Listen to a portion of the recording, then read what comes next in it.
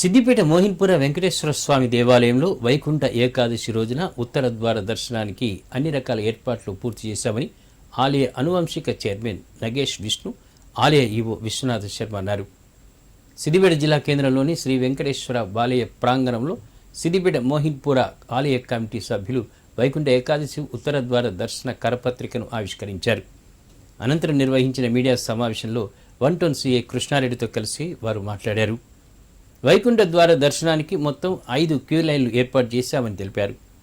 గాంధీ నుండి వెంకటేశ్వర దేవాలయం రోడ్డులో 3 క్యూ లైన్లు ఏర్పాటు చేయగా అందులో ఒకటి ధర్మ దర్శనం, రెండవది ₹100 టికెట్ దర్శనం, మూడవది డోనర్ దర్శనం లైను కేటాయించామన్నారు. అలాగే ఆలయ వెనుక వైపు గల వికాస్ తరంగిణిలో రోడ్డులో ఒకటి వీఐపీ లైన్, మరొకటి స్థానిక వార్డు ప్రజలకు దర్శనం చేసుకోవడానికి అవకాశం కల్పించామన్నారు. దర్శనానికి వచ్చే భక్తులకు ఎలాంటి ఇబ్బందులు తలెత్తకుండా మంచినీటి వసతి, మెడికల్ క్యాంపు ఏర్పాటు చేశామన్నారు.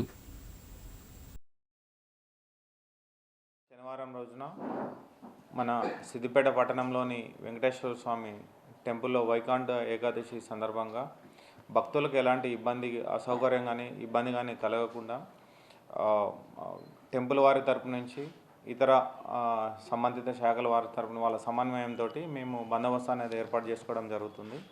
ఈ బందోబస్తులో గతంలో జరిగినట్టే ఎలాంటి ఇబ్బందులు కానీ జరగకుండా మా తగినంత సిబ్బందితో ఈ బందోబస్తు ఏర్పాట్లు అనేవి మన Siddipet additional DCP admin sir Srinivasarao sir, మరియు ఎల్ఎండ్ఓ సార్ మల్లారెడ్డి సారు, మరియు Siddipet town ACP Surender Reddy sir గారి ఆధ్వర్యంలో ఈ ఏర్పాట్లు అనేవి చేయడం జరుగుతూ ఉంది.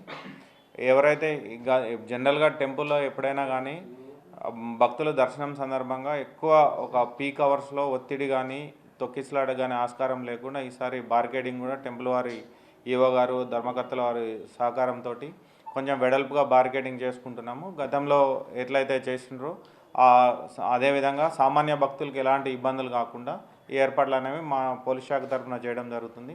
బందోబస్తు గురించి 4 సిఐలు, 8 మంది ఎస్ఐలు, సుమారు 100 మంది సిబ్బందితోటి మేము ఈ వైకుంఠ ఏకాదశి సందర్భంగా ఈ బందోబస్తు ఏర్పాట్లు అనేవి చేయడం జరుగుతుంది.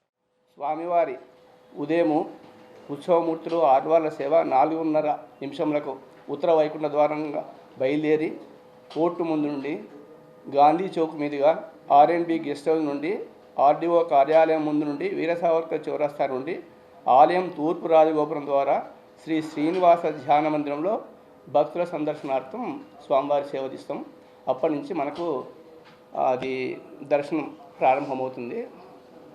మనకు గత సంవత్సరం మాదిరిగానే 5 క్యూ లైన్స్ మెయింటైన్ చేస్తున్నాం. మనము గాంధీ చౌక్ నుంచి ఉత్తర ద్వారం వరకు ఒకటి డోనర్స్ లైను, ఒకటి ధర్మదర్శనం లైను, ₹100 లైన్ ఒకటి, ఇంకోటి ఇన్ కేస్ ఆఫ్ అంటే వీవీఐపీ లైన్ కూడా పెట్టాలని అనుకుంటున్నాము.